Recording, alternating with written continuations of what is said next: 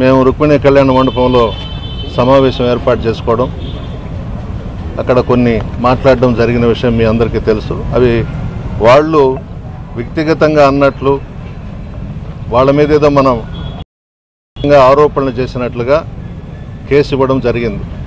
ఇది కోర్టులో ఉంది, ఇంతకన్నా నేను ఎక్కువ మాట్లాడకూడదు.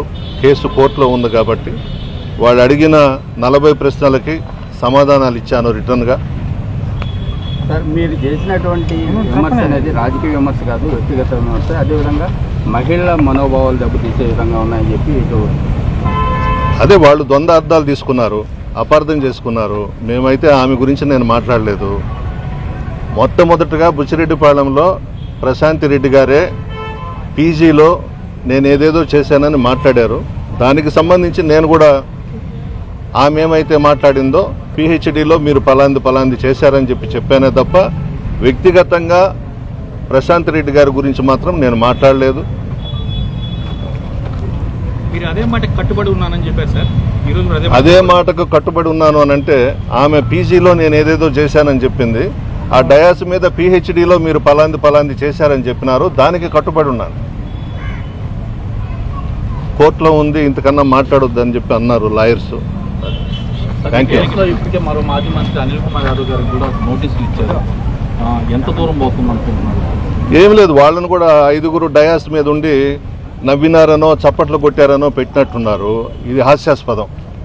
ఈ మధ్యనే తెలంగాణ హైకోర్టు, విజయవాడ హైకోర్టు కూడా ఆ లాయర్లు అక్కడ నవ్వినారనేదో కేసు వేస్తే జడ్జెస్ మాట్లాడారు, మేము కూడా ఆర్గ్యుమెంట్స్లో నవ్వుకుంటుంటాము, మా మీద కూడా కేసు పెడతారా అని వాళ్ళు కూడా నవ్వుతూ మాట్లాడారు.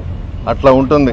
ఈ విధంగా ఈరోజు 5 పెట్టడం కూడా 5 వస్తారు, వాళ్ళు చెప్పాల్సింది చెప్తారు. అనవసరం ఇటువంటివన్నీ. రాజకీయాలలో విమర్శలు చేస్తాం, ప్రతి విమర్శలు అనేవి ఉంటాయి. ఇంత దూరం తీసుకురాకూడదు.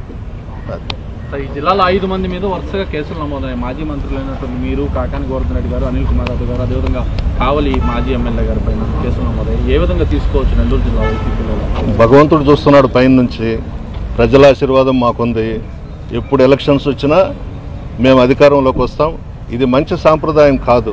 ఈ విధంగా ఒక రెడ్ బుక్ రాజ్యాంగాన్ని తీసుకొచ్చి మేము అందరి మీద కేసులు పెడతాం, అందరినీ జైళ్లలో పెట్టిస్తామని అనేది మంచి సాంప్రదాయం కాదు. రేపు అనేది ఒకటి ఉంటుంది కదా, ఎల్లకాలం వీళ్ళు అధికారంలో ఉండరు, రేపు మళ్ళీ మేము వస్తాము. మాకు రెడ్ బుక్ రాజ్యాంగం అవసరంలే. వైఎస్ఆర్ కాంగ్రెస్ పార్టీ నాయకులకు, కార్యకర్తలందరికీ కూడా, మా అధినాయకుడికి కూడా మా బ్రెయిన్లోనే కంప్యూటర్ ఉంటుంది.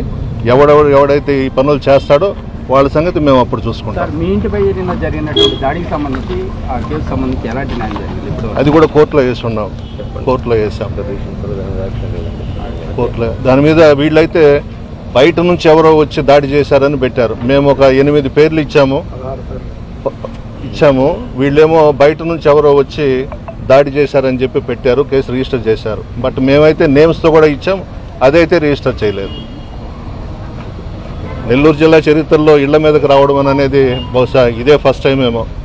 మేము నేదురుమల్లి జనార్దన్ రెడ్డి గారు వాళ్ళం కూడా 50-60 సంవత్సరాలు రాజకీయాలు చేశాం. విమర్శలు, ప్రతి విమర్శలే చేసుకున్నాం తప్ప ఇళ్ల మీద దాడులు చేయలేదు. భగవంతుడి మీద భారం ఆయనే చూసుకుంటాడు.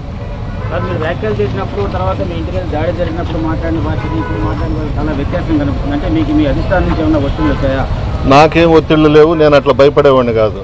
నాకు అవసరం కూడా